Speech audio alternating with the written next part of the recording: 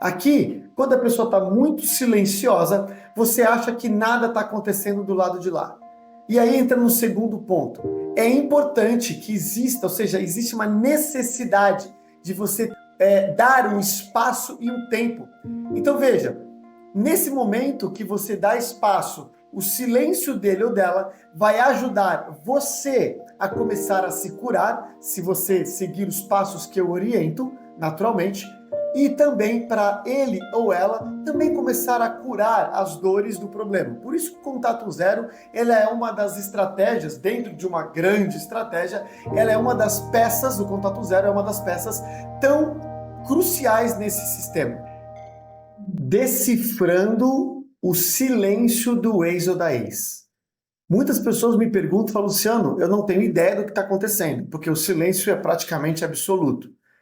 Então, se você está passando por essa situação e quer saber o que passa na cabeça dele ou dela durante esse processo, você está no vídeo certo. Se você não me conhece, chegou aqui pela primeira vez, eu sou Luciano Castro, eu te ajudo a atrair o ex-cônjuge de volta sem correr atrás, sem se humilhar e salvar a sua família, para contar uma nova história que seja duradoura e harmoniosa, naturalmente, sem forçar a barra para nenhum dos lados. Aproveita, já curte esse vídeo, se inscreve aqui no canal e aciona o sininho para que você possa ser notificado ou notificada todas as vezes que eu postar algo novo sobre esse tema. Primeiro vamos entender um pouco. O silêncio, ele tem diversos significados dependendo do contexto que vocês viveram ou vivem ainda hoje nesse tipo de situação. Então veja, é diferente um silêncio de uma pessoa que está em dúvida de um silêncio de uma pessoa que está com raiva. Então você vai colocar um pouco o seu cenário. Mas eu quero trazer alguns pontos que são padrões em relação a isso.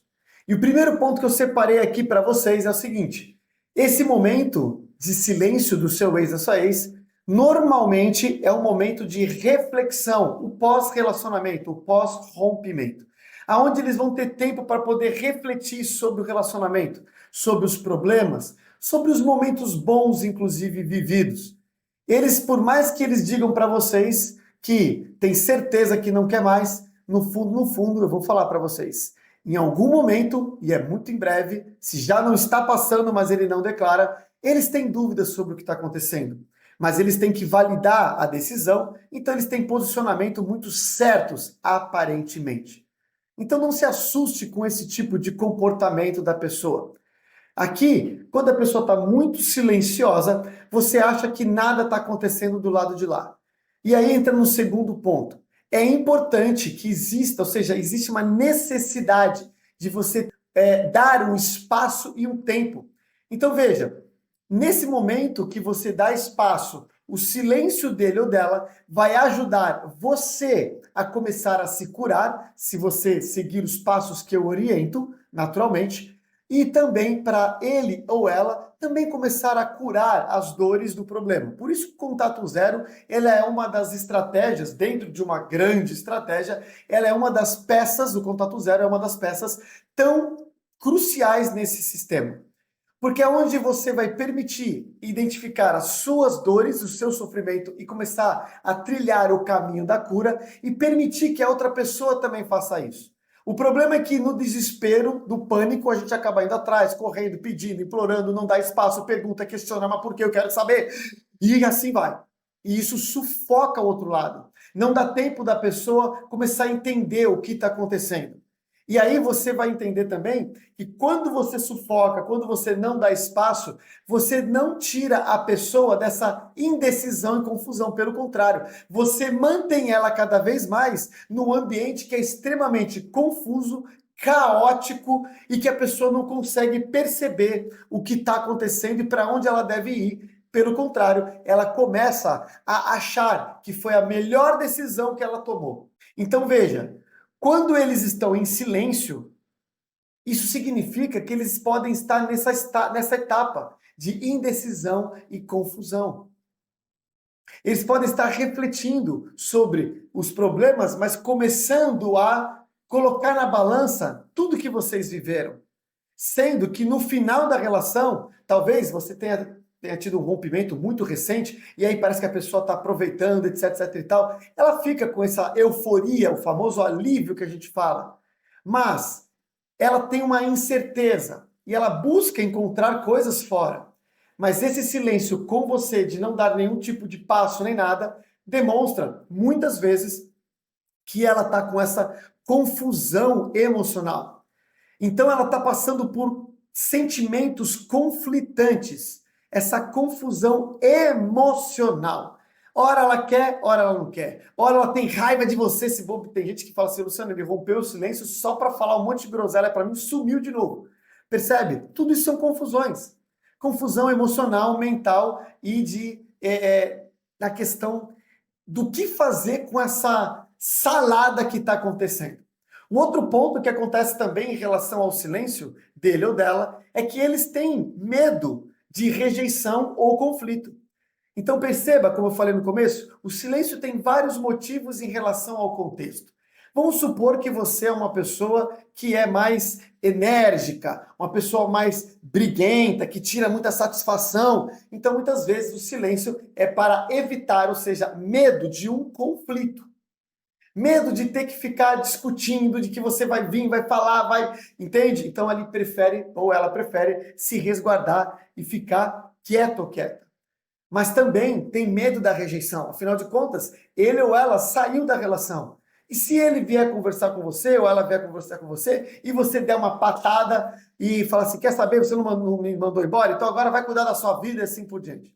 Isso acontece demais. Muitas pessoas vêm para mim e falam, Luciano, eu saí da relação. Eu não queria mais, eu tinha certeza que a separação e o divórcio era a melhor coisa na minha vida. Mas eu me enganei, Luciano. Eu te pergunto, será que essa dúvida agora não é do seu ex? E se acontecer ali na frente, como você reagiria?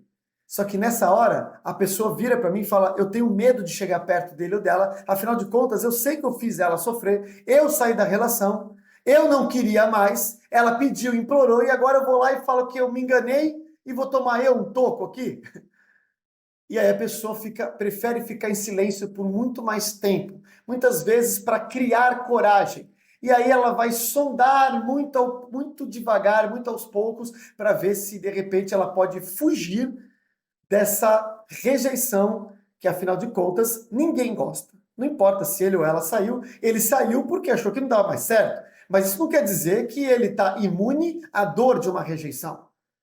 Lembre-se disso. O último ponto, que ele está processando a separação, ou ela está processando a separação. Ou seja, o que isso tudo significa? Quais vão ser as mudanças que vão acontecer daqui para frente? Eles começam muitas vezes, existem possibilidades deles estarem reavaliando os desejos, os objetivos, as decisões, as prioridades pessoais. E aí eles preferem ficar em silêncio. Então, cuidado, que o silêncio não é o que você muitas vezes imagina, que é simplesmente ele me esqueceu e está me ignorando. E eu falo mais, a maioria massacradora das vezes é exatamente o contrário.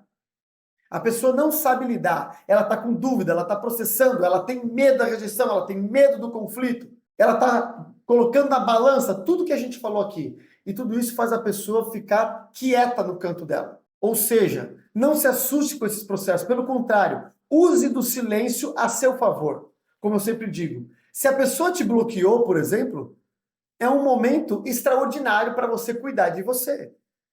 E a informação de que você está evoluindo, está melhorando e assim por diante, vai chegar nele ou nela. E quando chegar nele ou nela, você vai intensificar todas essas dúvidas, essa bagunça mental, vai intensificar no sentido de, caramba, eu devo ter tomado a decisão errada. Tá vendo? No fim, teria chance da gente melhorar, mas será que ela ia mudar? E essa confusão mental só vai ter um caminho.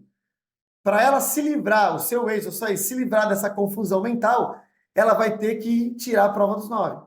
E mesmo que ele ou ela não faça, se você segue todos os passos de uma estratégia realmente estruturada, você vai poder entrar em ação e abrir um caminho para que ele se sinta ou ela se sinta um pouco mais seguro para acabar com esse medo da rejeição e do conflito, e você não vai pedir para sair, não vai pedir para voltar, nem nada. Corta essa parte de pedir para sair que ficou engraçado. E você não vai pedir para voltar, nem nada disso. Só que você abre um canal de comunicação aonde ele ou ela se sente um pouco mais seguro para testar o terreno com você.